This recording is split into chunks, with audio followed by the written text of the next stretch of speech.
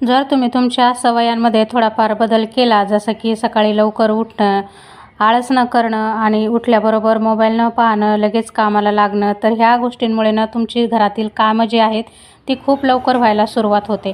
तर good morning. मी सकाळी 5:30ला उठते रोज आणि त्यानंतर माझ्या मुलाचा टिफिन वगैरे तयार करते. तर आज मी त्याला टिफिनमध्ये सोयाबीन पुलाव बनवून दिला होता. सोबतच थोडेसे फ्रूट्स दिले होते.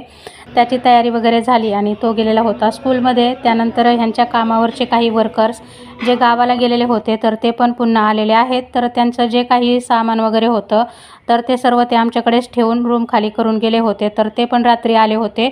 तर रात्री त्यांच्यासाठी मी स्वयंपाक वगैरे बनवला होताच. तर आता ते त्यांचं सामान वगैरे घेऊन संध्याकाळी जातीलच. पण आता दुपारचं जेवण वगैरे त्यांना बनवायचं आहे. तर त्यानंतर पहा, इथे मी ना त्यांच्यासाठी पण स्वयंपाक बनवला आहे. कोबीची भाजी, सोयाबीन, बटाट्याची मिक्स भाजी आणि खूप साऱ्या चपात्या असा स्वयंपाक बनवून घेतला. आणि राजवीरसाठी सकाळी जो मी सोयाबीन पुलाव बनवला होता ना, तोच या सर्वांना पण मी नाश्त्यासाठी दिलेला आहे. तर आता जोपर्यंत ते सर्वजण मिळून नाश्ता वगैरे करत होते तोपर्यंत मी त्यांच्या तिघांसाठी ना टिफिन वगैरे पण इथे तयार केलेला आहे. तर कोबीची भाजी, सोयाबीन, बटाट्याची मिक्स भाजी आणि थोडीशी चटणी पण दिलेली आहे आणि चपात्या. तर 7 चपात्या दिलेल्या होत्या तिघांमध्ये. तर त्यातल्या त्यांनी 5च खाल्ल्या आणि 2 रिटर्न घेऊन आलेले होते. तर टिफिन वगैरे सर्व काही रेडी केलं. बॅग वगैरे भरली, पाण्याची बॉटल वगैरे भरली, थोड्याशा प्लेट आणि चमचा पण त्यांना जेवण करण्यासाठी दिला. आणि त्यानंतर दुसरे आपले राहिलेले जे काम असतात डेलीचे, तर खूप सारी भांडी पडलेली होती नाश्त्यापासून पूर्ण जेवण वगैरे स्वयंपाक बनवला त्याची. तर ती पण सर्व मी इथे घासून घेतली. त्यानंतर पूर्ण किचन काउंटर क्लीन करून घेतलेला आहे.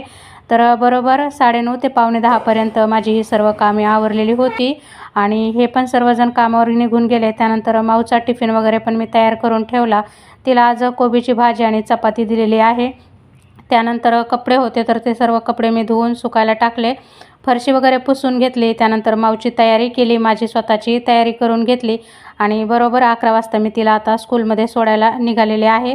जर आपण सकाळी लवकर उठलो आणि भराभरा घरातील कामं आवरली ना, की आपली कामं पण पटकन आवरतात, उशीर होत नाही आणि आपल्याला दुपारनंतर थोडासा आराम करायला वेळ पण भेटतो. तर चला